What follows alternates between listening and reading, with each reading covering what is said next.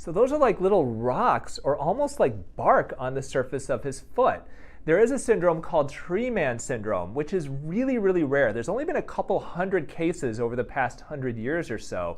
And it's this kind of bizarre, rare syndrome where you develop what looks like bark on different parts of your body, like on your hands and your feet. It can be related to malignancies like squamous cell cancer and typically is treated surgically, but once again, super, super rare.